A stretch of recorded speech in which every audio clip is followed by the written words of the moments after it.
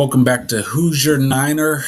You're here with me, John Parm. And before we get started, do me a favor if you can hit the like button, do some subscribing for me. I need people to follow this channel and make sure it works out the way I want it to.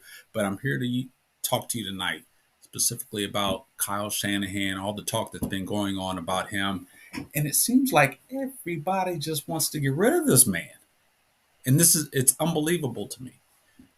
They say simply because he might have made a bad call with overtime, had some bad coaching, which I agree with. The plays were not what they should have been on defense, on offense.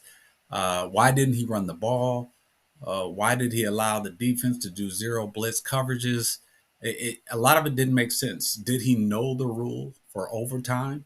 All of these things played into questions that we have about Kyle Shanahan. I get it. I get it. I'm upset with it too. But at the end of the day, let's say we got rid of Kyle.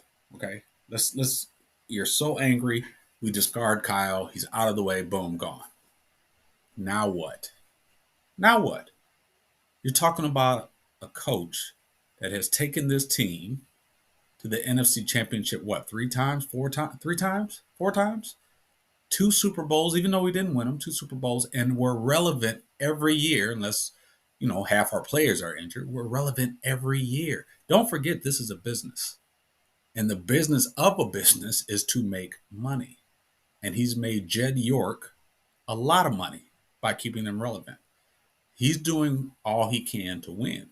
Like I said, does it need to be tweaked? Does it need to be changed? Does it need to talk to his dad, get some tips on coaching of why he can't close out the game, how he needs to stick with the game plan that he has, and yet at the same time learn when to adjust or tweak?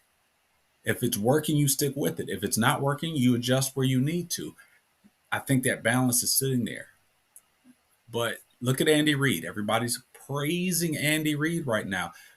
Do we forget that not too long ago, he was in Kyle Shanahan's shoes?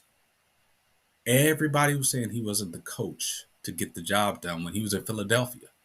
He kept getting deep into the playoffs, but could not close the deal. And everybody got upset with that. They wanted to axe Andy Reid. Now, granted, he went to another team. He finally went to the Chiefs and he won. What we're hoping for Kyle is that he doesn't have to go to another team. We want him to win here in San Francisco. So how do we keep Kyle as the coach? He's an awesome play caller. He's a decent coach. We don't need to get rid of him. Him and John Lynch make a fantastic team. Now, I'm not closing my eyes to things that need to be fixed, but let's be real. A lot of it's the same reason the Cowboys don't get rid of Dak. You get rid of Dak, and then who are you going to go get? Dak at least looked great during the regular season, and then he gets you to the playoffs. So it's easy to say, let's move on from somebody, but who do you move to? You could easily go get somebody who doesn't even get you to the playoffs, who doesn't get you to a Super Bowl like Kyle has done. And then what situation are you in then? Where are we at then? So let's dial it down a little bit with the Kyle Shanahan talk and so much anger towards Kyle. He's a solid coach. He's a very good coach. He just needs to work on a few of his techniques. No different than a player would have to work on their techniques. But let's tone it down just a little bit. I'm hoping to have some more people on the show this week to talk about this same issue as well as others. But in the meantime, as I mentioned, don't forget to subscribe and like. And we'll see you right here on Who's Your Niner on the next time.